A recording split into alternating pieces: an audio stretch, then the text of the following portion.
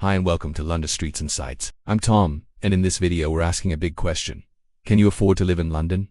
London is one of the most famous cities in the world. It's big, busy, and full of history, culture, and opportunity. People from all over the world come here to work, study, or just start a new chapter in life. But before you pack your bags and book your flight, there's something important you need to know. London can be very expensive. Whether you're coming here for a new job, university, or just a fresh start, it's good to understand how much things cost. Rent, transport, food, and even going out with friends, everything adds up. So before you say yes to London, it's smart to ask, can I really afford to live there? In this video, I'll guide you through what it really costs to live in London. We'll look at housing, transport, food, and even little things like a cup of coffee or a movie ticket. I'll also talk about taxes and ways you might be able to save money so you don't break the bank. Now, I'm not here to scare you. London is an amazing city, and for many people, it's totally worth the cost. But moving here without knowing the real prices, that's a recipe for stress. So, whether you're a student, a young professional, or moving with your family, this video is for you. Stick around as we go step by step through the cost of living in London. By the end, you'll have a clear idea of what to expect on whether London is a city you can afford to call home. Let's get started.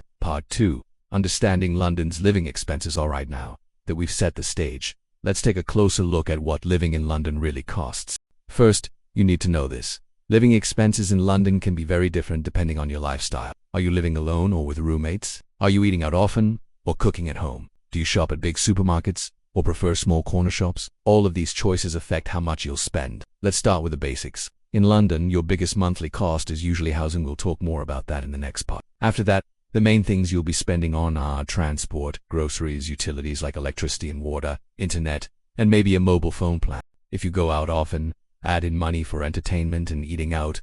London prices also depend a lot on where you live. Central London is the most expensive. The further you go out, the more affordable it gets, but then you'll spend more time and money on transport. It's all about finding the right balance. Here's something important.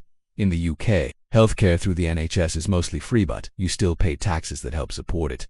And if you're not a UK resident, you might need private insurance. We'll cover that in more detail later. Also, don't forget, council tax. That's a fee paid to the local government based on where you live and the value of your home. And yes, it's on top of everything else. So, when people say London is expensive, they're not wrong. But it's not impossible. With the right plan and smart choices, you can make it work. In the next part, we'll start with the biggest cost of all. Let us take a look at what it really costs to find a place to live in London. Part 3. Housing costs in London. Now let's talk about the biggest cost of all. In London, where you live can make a huge difference in how much you spend every month. First, you need to decide what kind of place you're looking for. Are you renting a whole flat by yourself, sharing with friends or roommates? Or maybe you're just renting a single room in someone's house. Each option comes with a different price. In central London, rent is the highest. A one-bedroom flat can easily cost over £2,000 a month, and sometimes even more. If you go further out like Zone 3, 4, or beyond, you can find cheaper places, maybe around £1,200 to £1,500 for a one-bedroom. But remember, the cheaper the rent, the longer and more expensive your commute might be. If you're okay sharing a flat, you can save a lot. Renting just a room might cost anywhere from £600 to £1,000 per month, depending on the location and condition of the home. But rent isn't the only thing. You'll also need to pay for bills like gas, electricity, water, and internet. These can add another £150 to £300 each month. And don't forget council tax. That's usually another £100 to £200, depending on where you live and what kind of property it is. It is also common for landlords to ask for a deposit, usually about 5 weeks of rent, and sometimes you pay rent up front, especially if you don't have a job yet or no UK credit history. So yes, housing in London is expensive, but if you do your research, compare areas, and maybe share a place with others, you can make it more affordable. Up next, we'll talk about how much it costs to get around the city, whether it's by tube, bus, or bike. Let's look at public transport in London. Part 4. Public transport costs. Getting around London is something you will do almost every day. So, the good news, London has one of the best public transport systems in the world. The tube, buses, trains, and even boats on the Thames help people get from one place to another quickly. Most people use a contactless bank card or an Oyster card to pay. You just tap it when you start and end your journey. The price depends on how far you travel and what time of day it is.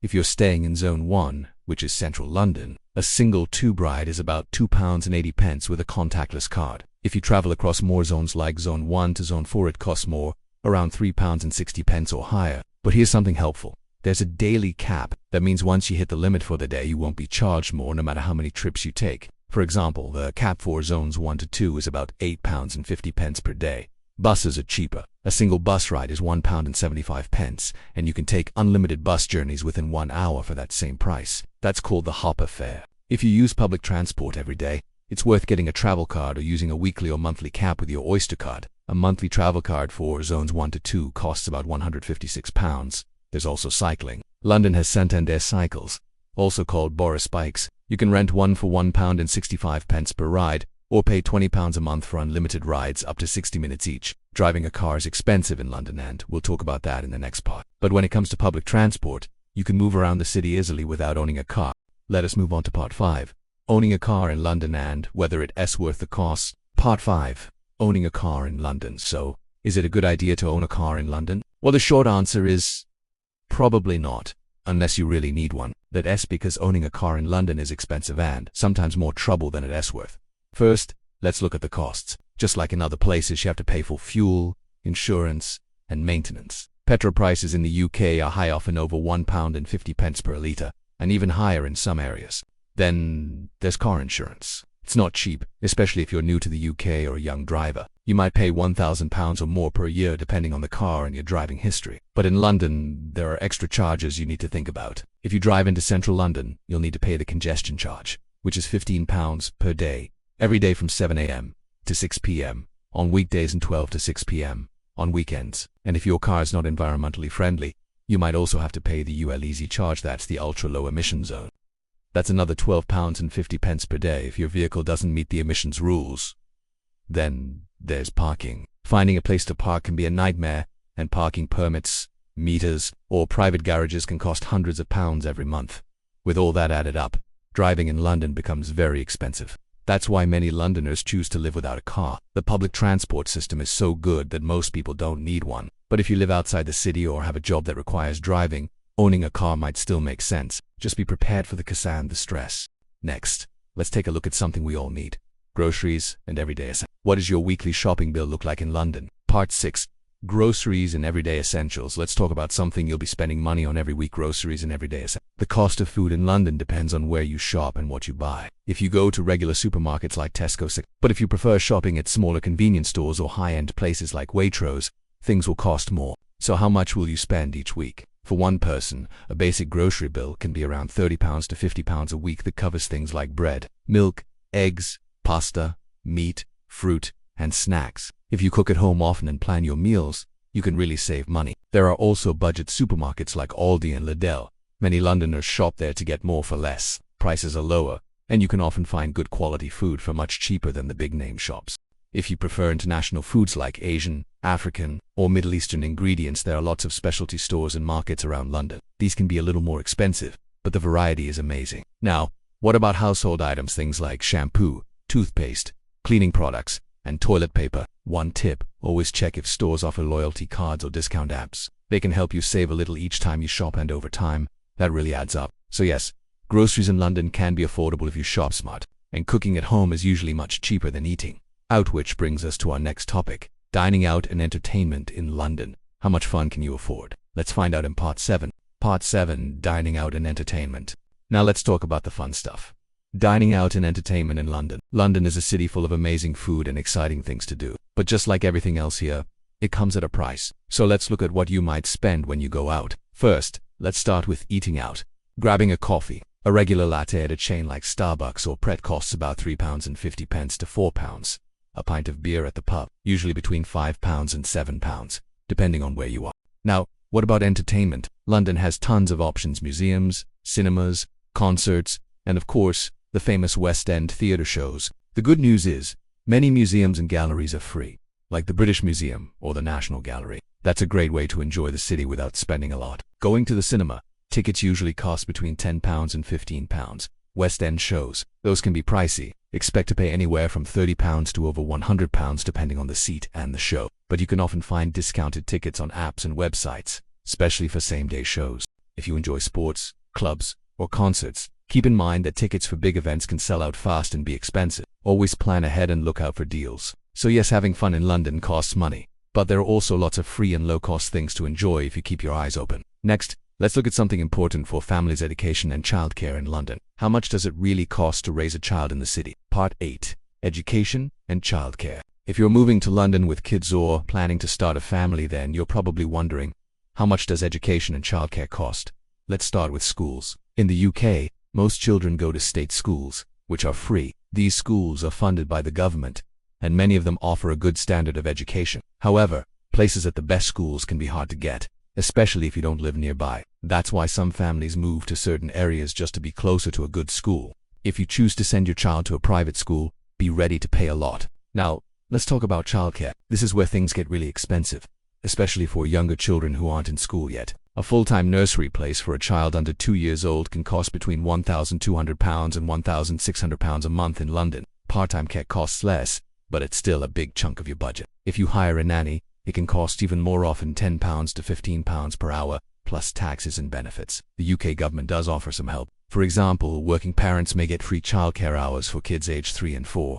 There are also tax-free childcare schemes that can lower your costs. But even with support, many families find childcare to be one of their biggest monthly expenses. So, if you're moving to London with children, it's important to plan ahead, look into local schools and nurseries, and see what kind of financial help you might qualify for. Next up, let's talk about healthcare and insurance, how it works in the UK, and what it might cost you. Part 9. Healthcare and insurance. Now let's talk about something very important, healthcare and insurance in London. One of the best things about living in the UK is the National Health Service, or NHS. This is the public healthcare system, and it covers most medical needs like visiting a doctor, getting emergency care, or going to hospital for free at the point of use. If you're a UK resident or have a visa that gives you access to public services, you can use the NHS, but it's not completely free. If you're moving to the UK from abroad, you'll usually need to pay something called the Immigration Health Surcharge as part of your visa. It costs about £1,035 per year for adults, and a bit less for children or students. Once you're here,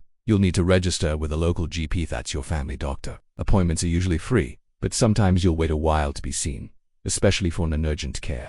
Prescriptions in England are not free for most people. Each prescription usually costs £9.90, unless you're eligible for free medicine, for example. If you're a child, pregnant, or on certain benefits, some people also choose to get private health insurance, especially if they want quicker appointments or more choice in hospitals. Private insurance in London can cost anywhere from £50 to over £150 a month, depending on the plan and your age. If you wear glasses or need dental care, be ready to pay. NHS dental services are not free unless you qualify. A basic checkup costs about £26.80, and more complicated treatments cost more. So while healthcare in London is quite good and mostly free through the NHS, there are still a few extra costs to think about, especially if you're coming from abroad or want extra coverage. Next, we'll look at taxes, money you pay to the government and how it affects your income in London. Part 10. Income taxes, council taxes, and other taxes. Alright, now it's time to talk about taxes. They're not the most exciting part of moving to London, but they're super important to understand. Let's start with income tax. If you're working in London, you'll pay tax on the money you earn. The more you earn, the more tax you pay, but the first part of your income is tax-free. That's called your personal allowance, and it's about £12,570 per year. After that, you pay 20% on income up to £50,270, 40% on income between £50,271 and £125,140, and 45% on anything higher than that. These taxes are usually taken out of your pay automatically, so you don't have to do much yourself. You'll also pay something called national insurance. This helps fund things like healthcare and pensions. For most workers, it's around 8% to 12% of your earnings, depending on how much you make. Next is council tax. This is paid to your local council to help fund services like rubbish collection, street cleaning, and local schools. The amount depends on where you live and the size or value of your home. It's usually between £100 and £200 a month for most people. If you live alone, you can often get a 25% discount. There are other small taxes too. For example, if you own a car, you'll pay road tax. How much depends on how much your car pollutes. If you buy certain goods, like alcohol or cigarettes, they include extra taxes. And of course there's VAT, that stands for value-added tax. It's already included in the price of most things you buy, like clothes, electronics, and meals in restaurants. The standard rate is 20%, but you usually don't see it because it's built into the final price. So yes, taxes can take a chunk out of your income, but they also help pay for the services that make London work. Next up, let's look at some tips to save money while living in London. Part 11. How to save money in London. Now that we've talked about all the things that cost money in London, let's flip it around and look at how you can save money while living here. Yes, London can be expensive, But there are lots of clever ways to spend less without missing out on what the city has to offer. Get an Oyster card or use a contactless bank card. You'll get the best fares this way. Avoid traveling during peak hours if you can, because off-peak journeys are cheaper. And if you ride a lot, consider getting a weekly or monthly If you live close to work or school, you might even be able to walk or cycle and skip transport costs altogether. Next, housing. Renting a room instead of a whole flat is a big money saver. Living a little further from central London usually means lower rent, even after paying for travel. Just make sure the commute is still okay for you. When it comes to groceries, shop at budget supermarkets like Aldi and Lidl. Buy store-brand products instead of fancy labels. They are often just as good. Cooking at home saves a lot more than eating out. For entertainment, take advantage of the many free museums, parks, and cultural events across the city. Check out websites and apps for discount theater tickets, student offers, or 2-for-1 deals on restaurants and attractions. Don't forget to use loyalty cards and cashback apps. Many big stores have them. It may only save a little each time, but it adds up over weeks and months. Also, if you're eligible, make sure to claim any benefits and discounts like student discounts, council tax reductions, or help with childcare costs.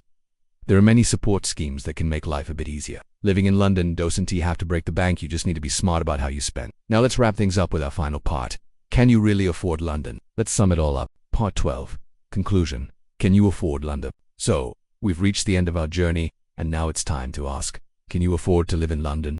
Well, the answer really depends on you, your lifestyle, your income, and how smart you are with your money. We've seen that London can be very expensive, especially when it comes to housing, transport, and childcare. But we've also seen that there are many ways to save, from using public transport smartly, to cooking at home, to enjoying free events and museums. If you have a job lined up with a decent salary, or if you're moving here to study with a clear budget, then yes, London is doable. It takes planning, and you'll need to make choices about where you live, how you shop, and what extras you can afford.